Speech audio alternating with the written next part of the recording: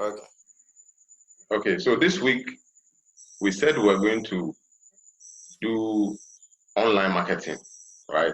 Now let's start with this, right? Offline marketing, we looked at, all the aspects of offline marketing. And this week we go into online marketing. Okay. We'll give the example I will use today is a teenager who is on YouTube. Okay. His name is Ivan on YouTube. Yeah. Okay. Do you know him? Now, I know that guy. This is a guy. This is a guy who is 8 years old and is now making $1.3 million from YouTube alone, with over 1 million subscribers. Right? You can turn off your microphones now if you don't mind. With over 1 million subscribers, and all he does is to review toys and other things children are interested in. All right. Where am I going with this? If you have taken this from this blog, there's a blog called Life Hack, whatever. I'll send it out to you, so you can put it on the page so you can read. It has about 12. This blog has about 12 young children from the age between age 6 and 18 who are millionaires just by doing things online. So online marketing has a tendency to make you, not just for you to make a living, but for you to make enough cash to become a millionaire. And a lot of young men or young children are millionaires just doing online marketing. Right? You can be a billionaire, you can be a millionaire when no one knows you. All right? You can be a millionaire when no one knows you. You don't have to be an extrovert to be a millionaire. You can be a quiet person like myself, being in the corner of your house. No need for fame, magazine interviews, talk shows, acting classes, or whatever to act in a blockbuster movie. Just for you to get online, make a few millions, you can end up in a movie without going through all kinds of things that people normally do, right? As a single individual, you can build a huge business from the comfort of your home, working after your normal work or during afternoons, break time, or even on weekends. And what I'm saying, I'm not being dramatic about it. You understand? It is, I don't think that I'm being overly dramatic when I say that online marketing is your shot at the life of your dreams. You see, we have a culture of not doing things well. Like I was talking to Thomas, right? We take on so many things at a time because most of the time we are hungry for success. We need money urgently. We have to survive. There's hunger in the system. Man must eat. And then we try so many things to see what works. And eventually we end up getting nothing out of anything. And we go back to square one and say that, oh, Charlie, you know what? All these things don't work. These things are all fake. So, let's do some work to carry some comfort in the market and be happy. All these, your online stuff is a lie. But in reality, it's not a lie. It's because people are like, they want something out of it now. Instant justification. I want to be a blogger. So I go online, open a blogspot account, type in some 100 words, slap some celebrity's picture on it, and then Charlie, I do 2-3 of that. No, I want to make it. But it doesn't work that way. Right? It doesn't work that way. So we need to be consistent at doing things. And if you are consistent at doing something online, you will definitely get the results that you need to get, and it will help you. Now, we already know that not every digital marketing campaign is automatically an online effort. We learned that last week. Online marketing is any tool, strategy, or method of getting a company name out to the public. The advertisement can take many different forms, and some strategies focus on subtle messages rather than clear-cut advertisement. This definition is from TN Media. Now, the real definition of online marketing is an effort to spread the word about your company that uses the internet to reach people. Is it making any sense? Marketing effort to spread the word about your company that uses internet to reach people.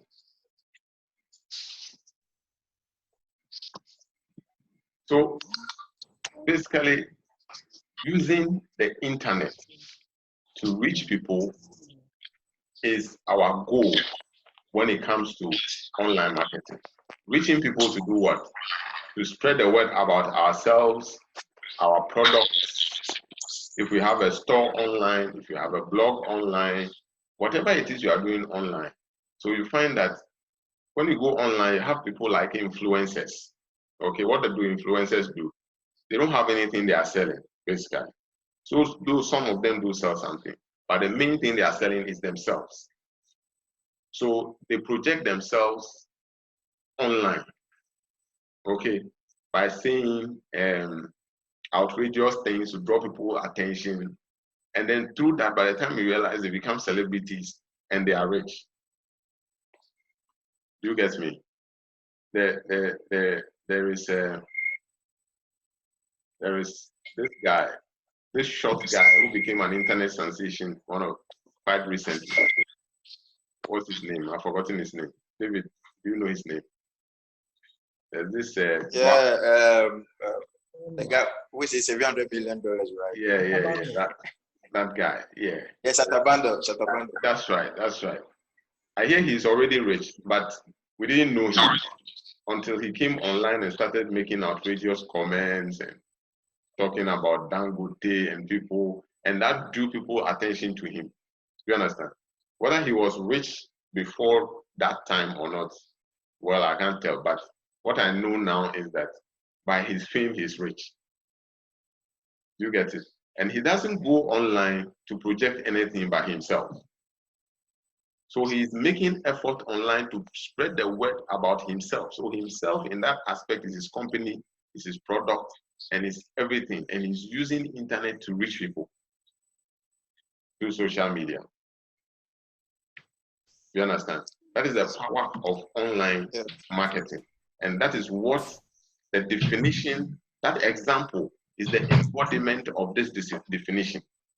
That online marketing is an effort to spread the word about you, about your company, that's using internet to reach people.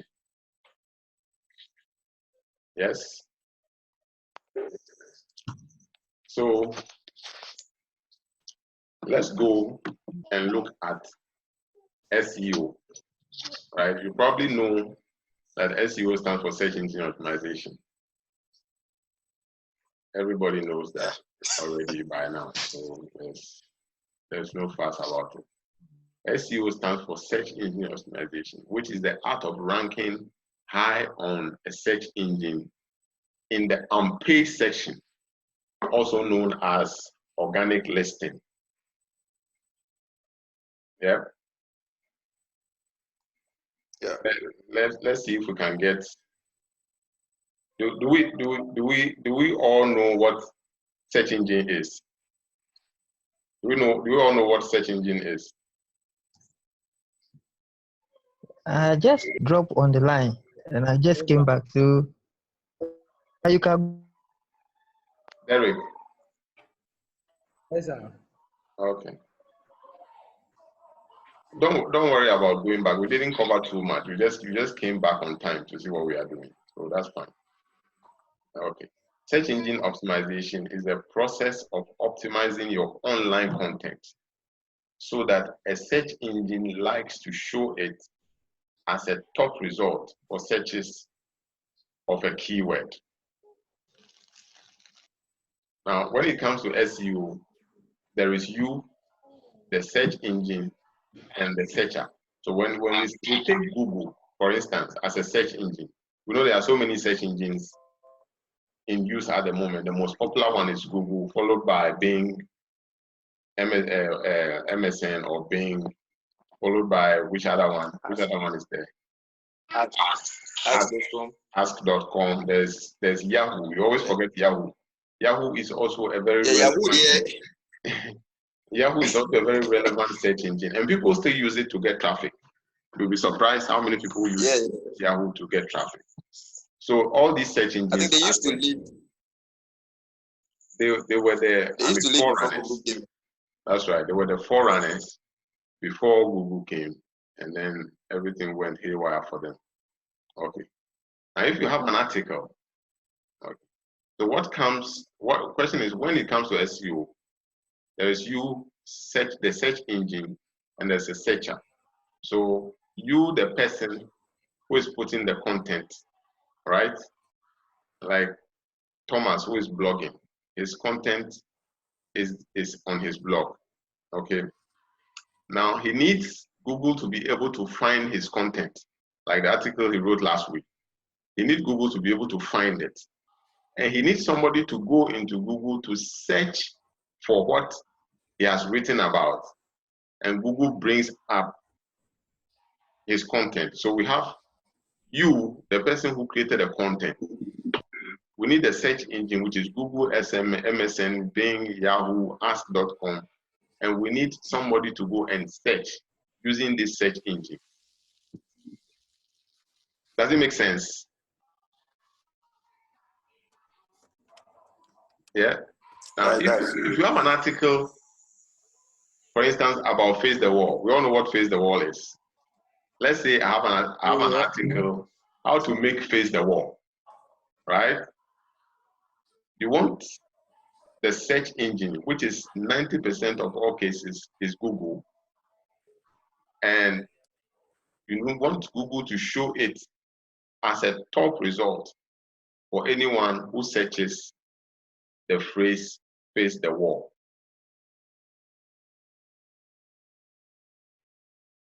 Okay, let me bring up my browser. Okay, let's say we are on google.com.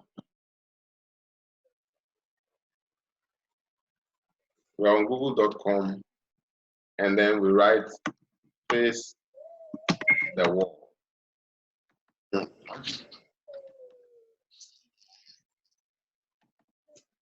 Okay, so with the scenario I've explained right now, okay, there is, okay, let's look for the Face the Wall, okay, and see what comes up. Let me put it in an inverted commas and see if something comes.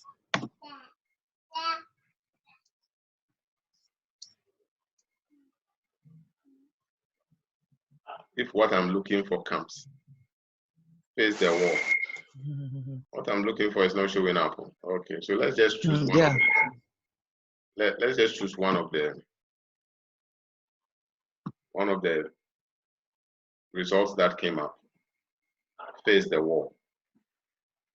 So this Face the Wall, the acceptable command the morning after, when with all dignity lost one more pop. It's a must. Whatever that means, I'm not even sure. But let's say I'm looking for this Face the Wall thing. Okay. In the scenario I described to you before, you can see that this company, Urban Dictionary created this content, and it's sitting somewhere on a server somewhere.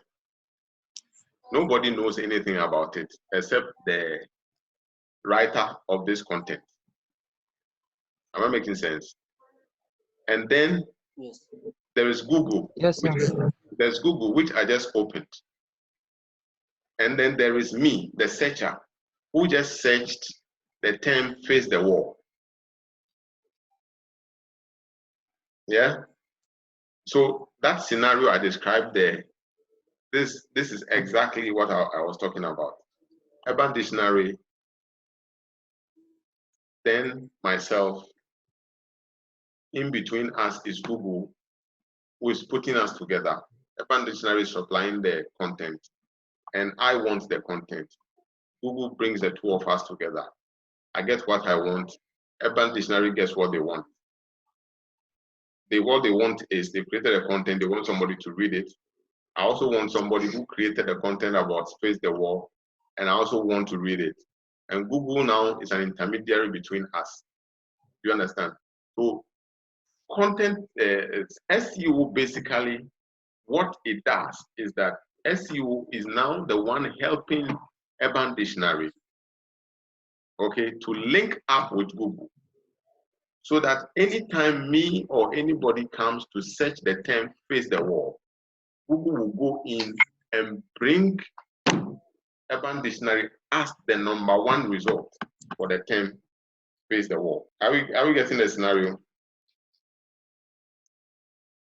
So when it comes to SEO, there is you, there is the search engine, and the searcher.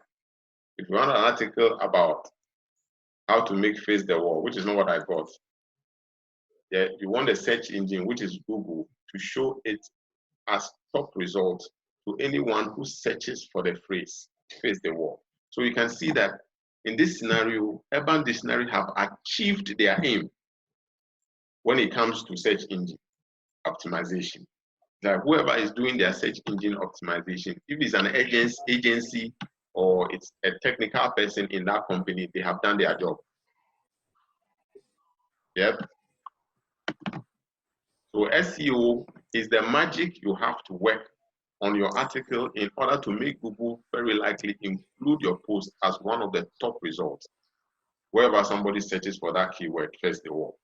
So Urban Dictionary have basically used the SEO magic to put themselves in a likelihood position that anytime somebody comes to look for Face the Wall, they are seen. And so the question now is that what does the magic look like and what does it even matter? This whole magic that the Urban Dictionary did in order to get me to come and search for them or search for their content and then for them to rank on #1 for it. Yeah. If I'm talking about ranking, I wanted to go back one step. So we go back to the Google search results. So one thing I forgot to point out is that when we went looking for Face the Wall, right? Yes. There were a whole lot of results. You can see Google has prioritized YouTube. Okay, which also tells you that if you want to create a content, if you create it as a blog, you have to create a video because Google is giving the videos a priority. The videos came first, then the top rank, then #1, #2, #3, all the way down to the last one. These are the ones on page 1. Yes, these are the ones on page 1. And then there's page 2. You click on page 2. The same search has more results. Even on page 2, you can see that Google is still prioritizing YouTube, and there's more on Face the Wall. You can go on page 3, page 10, upwards. How well you did your SEO matters when it comes to which page to appear on. You understand? So the question now is that what does the magic look like and why does it even matter? A vast majority of online experiences begin with a search engine, and nearly 75% of the searches start their searches on Google, like we just did. Most people search by Google. In fact, some people don't even know that Google is called a search engine, and they don't even know that there is another search engine beside Google. Most people, when they think about search, you would most probably hear people when they say that, oh, go and look for it, Google it, and then that is it. If a person goes and Google it, then you get your result. So people don't even know that there is anything beside Google. So for most people, Google is the search engine. Finished. There is nothing else. So most people start on Google. Combine that with the fact that the first 5 results on Google gets 67% of all clicks, and you get an idea of why search engine optimization is important. Okay, so the number 1 page that we went to, you find that even as we just click on the first rank item, which is the number 1 article, we didn't even go to look at the second one. Why is that? Does it mean that the second item on the list is not important, or is not a better definition of face the wall than the first one? No, that's not the case. Probably even the very last search item on the results page could even be a better result than the first one. But the fact that there is one item on number 1, we prefer to choose that. And the statistics is telling us that if you don't fall within the first 5 results on Google, nobody cares to click on your item, right? So imagine that you've written an article about face the wall, and that article falls on page 2 of Google search results. Do you think anybody will look at it? They haven't even finished looking at page 1 to go and look to page 2. So when you end up on page 2, you are lost. Your content is finished. Nobody will bother to look at it, right? There's a saying that, a funny joke that says that if you want to hide a dead body, hide it on page 2 of Google results, because nobody really goes on to page 2. So if you want your article or your website to be dead in terms of search engine ranking, it must be on page 2 and nobody will see it. But if you really want the world to see it, it must end up on page 1. Yep. So combine that with the fact that the first 5 results on Google get 67% of all clicks, and you get an idea why search engine optimization is important. So that tells us the magic of search engine optimization and why it does matter. So from here on now, you understand that when you do content, you cannot publish your content without knowing how to do SEO. You understand? So for those of us learning how to blog, what this actually means to us is that if you learn how to blog before you publish your first article, the next lesson you needed to have taken is how to do SEO, or your blog and its content will be lost in the abyss of the internet and nobody will see it. So how SEO works, right? We are going into SEO very fast. How does SEO work? You see, in everything that happens in this world, right, there is, how do I say, okay, take for instance, going to university, okay? We go to university to get a degree, isn't it? But you find that there are 3 different kinds of degree holders, okay? We have people like Professor Michael, who went to university, did all his exams and everything, you know, and got his master's degree. The certificate is in his hands. He did everything legitimately. You understand? No cutting of corners, no going to pay bribe and getting admission, pay bribe for the lecturer to give you 100%, pay bribe, sleep with lecturers to get marks, No. He did everything correct and graduated with his account from poor in his heart.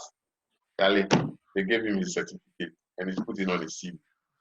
There's other group of people who will pay bribe to get admission. When they go, they won't learn. The exams, they will buy the questions. They will do everything by paying themselves out, paying bribe, doing all kinds of things. Test they will not write, exam they will not write, they won't do anything, but they will also get the certificate and they will also pass. They will also come to the graduation. Are you getting the point? And then there's a third group of people. They will get the admission correct. Some of the exams they will buy paper.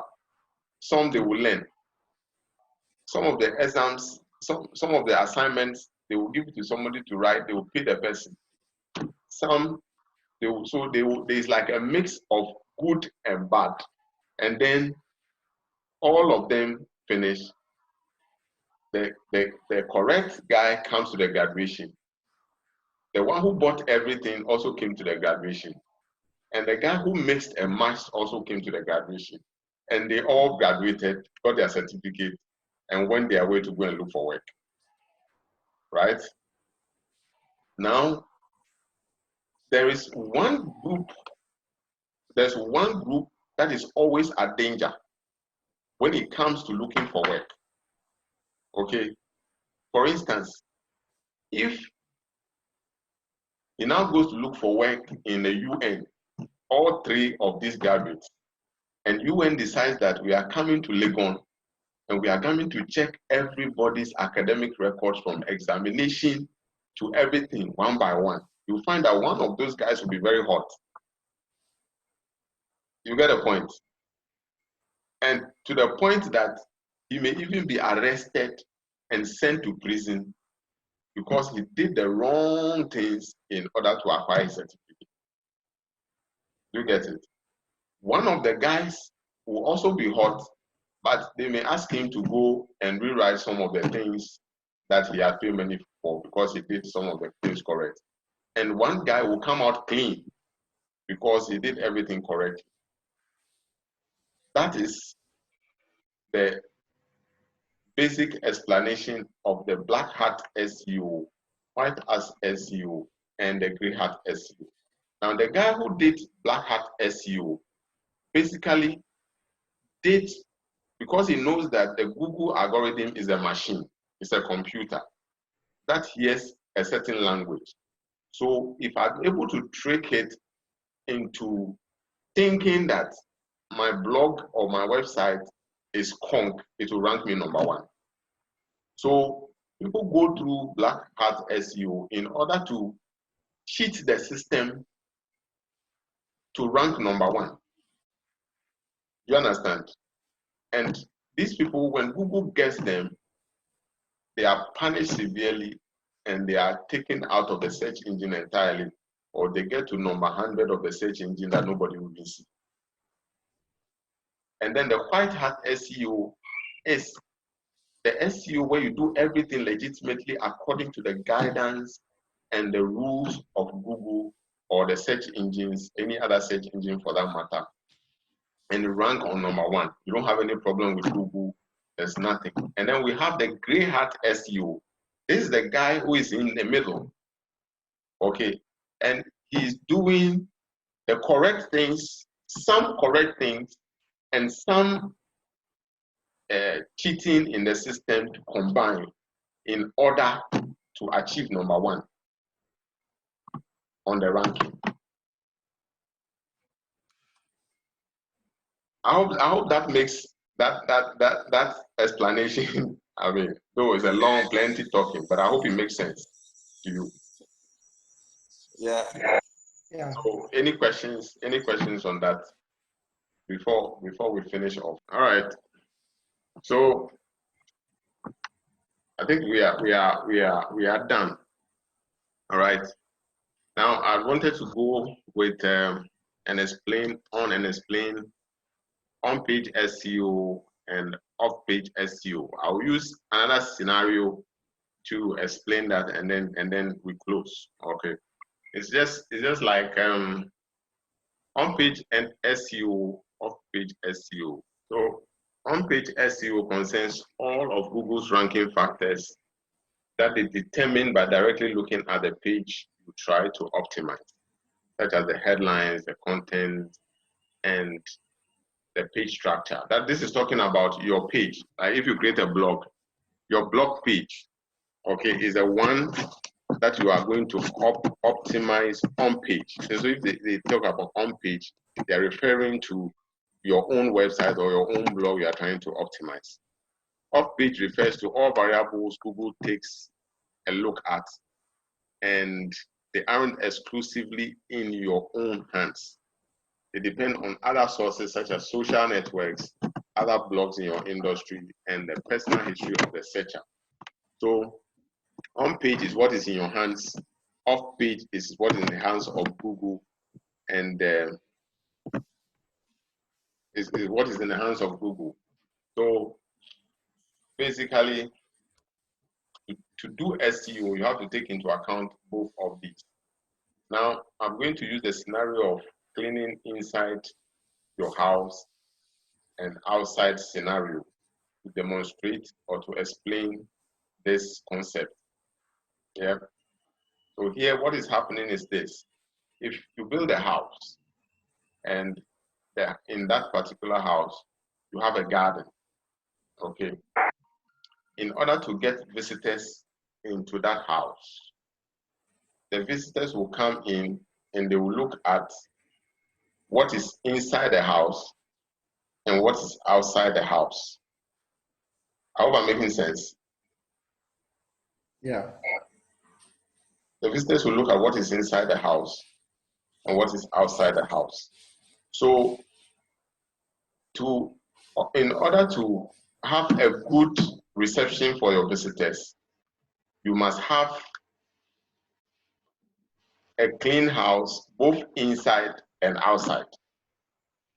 I hope I'm making sense. So what is this? This also means that this house that you have built and you are doing maybe a housewarming or whatever, if the outside of the house, the garden of the house is weedy, yet the inside of the house is spot on, when people come and visit the house, they may not even enter it in the first place. They will just, when they see the weeds, they will just return. On the other hand, if the garden is spot on and inside the house is dirty, when people enter, they will leave as quickly as they came in. So the same thing happens with SEO. On-page scenarios must meet the standard as well as the off-page scenarios. If the on-page scenarios don't meet the standard and the off-page scenarios do, when people come in, they will click out. Same thing happens if the SEO on-page off-page doesn't match up with what is on-page. Eventually, nobody will come to your website, which is a lose-lose situation. So in order to make the best out of it, you need both on-site SEO and off-site SEO to work in order for you to achieve your aims of the SEO. I hope that makes sense. Yeah. Today, I think we have been talking a lot. We have been talking too much with very little demonstration. But basically, that brings us to the introduction I want to give when it comes to SEO.